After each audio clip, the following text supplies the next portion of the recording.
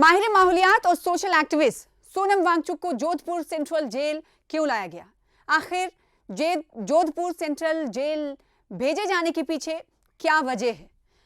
पिछले दिनों हमने देखा कि सोनम वांगचुक की गिरफ्तारी हुई और गिरफ्तारी के बाद उन्हें आसपास की कई रियासतों में ले जाया जा सकता था, लेकिन उन्हें सिर्फ और सिर्फ राजस्थान के जोधपुर सेंट्रल जेल क्यों भेजा गया? इसके पीछे की कहानी क्या है, इस वीडियो के जरिए आपको बताएंगे। आदाब, इस्तकबाल है आपका, मैं हूं आपके साथ, स्वागत है आपका, मैं हूं आपके साथ सना वारिस, और इस वीडियो के जरिए आपको बताएंगे आखिर जोधपुर सेंट्रल जेल मुंतकिल किए जाने के पीछे की कहानी।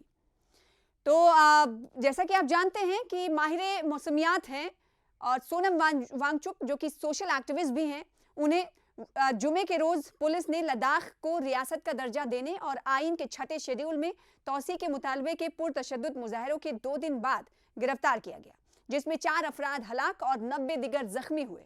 सोनम वांगचुक जोधपुर सेंट्रल जेल मुंतकिल किए गए। उन्हें गिरफ्तार करने के बाद उन्हें जोधपुर भेज दिया गया। ले तशद्दुद के 3 दिन बाद सोनम वांगचुक को गिरफ्तार कर लिया गया। माहौलियाती कारकुन सोनम वांगचुक को एनएसए के तहत गिरफ्तार किया गया है। जी हाँ, ये जो गिरफ्तारी हुई है ये एनएसए के तहत हुई है, और जो कि क्या काफी बहस का मौजू बनी रही। इस पुरतशद्दुद मुजाहरे को भड़काने का उन पर इल्जाम है। लद्दाख के police chief SD Singh Jamwal की क़यादत में एक पुलिस टीम ने सोनम वांगचुक को दोपहर 2:30 बजे, जब गिरफ्तारी हुई तो 2:30 बजे उन्हें गिरफ्तार किया गया था। उस दिन गिरफ्तारी के वक्त का समय ये था, गिरफ्तारी वाले दिन का समय ये था 2:30, उस टाइम 2:30 बज रहे थे। उसके बाद उन्हें राजस्थान के जोधपुर जेल मुंतकिल कर दिया गया। सोनम वांगचुक को सख्त सिक्योरिटी में जोधपुर सेंट्रल जेल भेजा गया। जोधपुर पुलिस कमिश्नर भी उनके साथ थे। इन्हें सख्त हिफाजती इंतजामात में एयरफोर्स स्टेशन सेंट्रल जेल मुंतकिल किया गया। एयरफोर्स स्टेशन से पहले एयरफोर्स स्टेशन ले जाया गया, फिर वहां से सेंट्रल जेल मुंतकिल किया गया। अब सवाल यह है कि सोनम वांगचुक को लेह से इतनी दूर जोधपुर सेंट्रल जेल में क्यों कैद किया गया? पुलिस सोनम वांगचुक को लद्दाख या करीबी रियासत में भी रख सकती थी, लेकिन किस चीज ने सोनम वांगचुक को लेह से तकरीबन 1500 किलोमीटर दूर जोधपुर जेल मुंतकिल करने पर मजबूर किया? आखिर क्या है इसके पीछे की कहानी, ये आपको इस वीडियो के जरिए बताएंगे। दरअसल सोनम वांगचुक को सबसे पहले लेह से दिल्ली ले जाया गया था। उसके बाद खुसूसी हिफाजती इंतजामात के तहत उन्हें जोधपुर एयरफोर्स स्टेशन के जरिए राजस्थान के जोधपुर सेंट्रल जेल मुंतकिल किया गया। इनकी जोधपुर सेंट्रल जेल मुंतकली की कई वजूहात हैं। इसके पीछे की वजह क्या है? तो कहा जा रहा है कि कई वजह हैं जिसकी वजह से इन्हें जोधपुर जेल में रखा गया है। सबसे पहली वजह यह है कि उनकी हिफाजत को यकीनी बनाना है। दूसरा, उन्हें लेह से दूर रखकर मजीद बदअमनी को रोकना है। और तीसरा और सबसे अहम वजह जो है वो ये कि जोधपुर सेंट्रल जेल की जो सिक्योरिटी है वो काफ़ी सख्त होती है। जी हाँ, जोधपुर सेंट्रल जेल मुल्क की आला तरीन हिफाजती सहूलियात में से एक है। ये उन कैदियों के लिए मौजू समझी जाती है जिन्हें एनएसए के तहत सख्त मुकदमात का सामना है।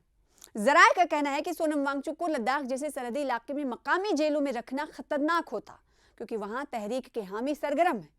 पुलिस इंतजामिया ने इसे लेह लद्दाख में अमन अमान बरकरार रखने के लिए एक जरूरी कदम करार दिया है। एक और वजह यह है कि एनएसए के तहत गिरफ्तार किए गए ज्यादातर कैदियों को मकामी असर रसूख को कम करने के लिए अक्सर दूसरी रियासतों की सेंट्रल जेलों में मुंतकिल कर दिया जाता है, भेजा जाता है। जोधपुर सेंट्रल जेल राजस्थान की एक बड़ी सेंट्रल जेल है। अपनी आला हिफाजती सहूलियात के लिए जाना जाता है। ये बुनियादी तौर पर तवील सजा काट रहे कैदियों के लिए खुसूसी है, मखसूस है। इस जेल को कहा जा सकता है कि मखसूस तौर पर रखा गया है। हाई प्रोफाइल मुजरिमीन को भी यहाँ रखा जाता है, क्योंकि उनके पास बेहतर सिक्योरिटी, अलग सेल और खुसूसी निगरानी होती है। इस जेल में इन्हें आम कैदियों में रखने से उनकी जान को खतरा लाहक हो सकता है, इसलिए इन्हें अलग रखा जाता है। सोनम वांगचुक के मामले में भी यही उसूल अपनाया गया है। जोधपुर सेंट्रल जेल किसी भी जेल से बेहतर सिक्योरिटी फराहम करती है। सोनम वांगचुक कौन है आपको पता है? पिछले दिनों कई दिनों से हम देख रहे हैं कि इस मामले पर काफ़ी बवाल मचा हुआ। सोनम वांगचुक लद्दाख के एक मशहूर रियासती कारकुन हैं, सोशल एक्टिविस्ट है, माहिर माहौलियात हैं। कई बार इन्होंने अनशन किया है, यहाँ तक कि लद्दाख से दिल्ली तक का पैदल सफ़र किया है। मांगों को लेकर जाने माने पर्यावरणविद हैं। इन्हें 26 सितंबर 2025 को उस वक्त लेह में गिरफ्तार किया गया जब ये कई मांगों को लेकर अनशन पर बैठे हुए थे। 35 रोज़ा भूख हड़ताल कर रहे थे, और ये भूख हड़ताल का 15वां दिन था जब ये पूरा जो एहतजाज था वो पुरतशद्दुद हो गया, यानी तशद्दुद की शक्ल इख्तियार कर गया। और जो बहुत सारे एहतजाजी मुजाहिरीन थे वो सड़कों पर आए और वहाँ पर उन्होंने एहतजाजी मुजाहरा किया। यहाँ तक कि बीजेपी के दफ्तर को फूंक दिया, सीआरपीएफ की गाड़ी को निशाना बनाया, कई टायर जलाए।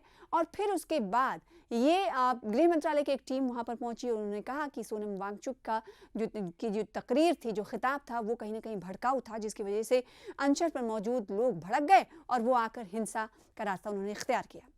और फिर उसके बाद हुई गिरफ्तारी सोनम वांगचुक की। और गिरफ्तारी, एक खास बात यह है कि उनकी गिरफ्तारी एनएसए के तहत हुई है, जो जमानत के बगैर तवील मुद्दती एहतियाती हिरासत की इजाज़त देता है।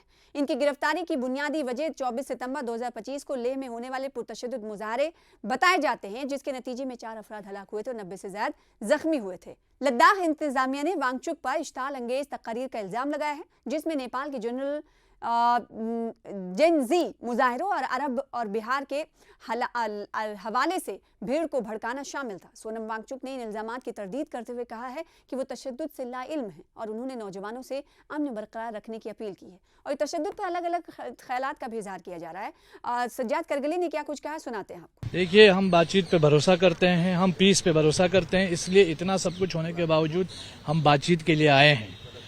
आरोप सोनम वांगचुक पे बेसलेस लगाए गए हैं। सबसे बड़ा आरोप हमारा यूटी एडमिनिस्ट्रेशन पे है, जिन्होंने दिन दहाड़े लोगों के ऊपर गोलियां बरसाई। इवन बीजेपी के लोग भी वहां कह रहे हैं कि अनआर्म्ड लोगों के ऊपर गोलियां बरसाई गई। तो ये नहीं होना चाहिए था, इसकी अकाउंटेबिलिटी सेट होनी चाहिए और जो भी इस गोली मारने में इन्वॉल्व है उन लोगों के खिलाफ कार्रवाई होनी चाहिए। लेकिन जिस तरीके की प्रेस कॉन्फ्रेंस हुई थी 3 जबानों में, उसमें तमाम जो आरोप थे, तमाम इल्जामात थे, वो सोनम वांगचुक पर लगाए गए और कहा गया पहले से भड़काऊ भाषण दिए गए थे, मैसेज सर्कुलेट। भाषण नहीं था, 14 दिन से वो अनशन में थे और पहली बार अनशन नहीं कर रहे थे, इससे पहले भी अनशन कर रहे थे। तो आप मुझे बताइए ना, इस देश में कितने लोग हैं जो यहाँ आके कॉन्स्टिट्यूशन बदलने की बात करते हैं, जंतर मंतर में खड़े होकर के बड़ी बड़ी धमकियां देते हैं, उनके खिलाफ क्या आरोप, क्या एक्शन लिया जाता है?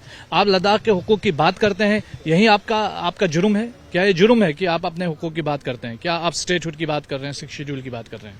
यह हमारा राइट है और हम इस एक लोकतंत्र देश में रहते हैं जहां लोगों को अपनी राय रखने की आज़ादी है। ये कॉन्स्टिट्यूशनल हमारा राइट है और हम इस बात को आइंदा भी रखेंगे। आप लेह से आ रहे हैं, कई जगहों पर आप गए होंगे, कई फैमिली से आप मिले होंगे, क्या हालात हैं वहाँ पर? बहुत बुरे हालात हैं। हमने जख्मियों का भी जायजा लिया, बहुत बुरी तरीके से उनको घायल किया गया, गोलियां चलाई गई हैं।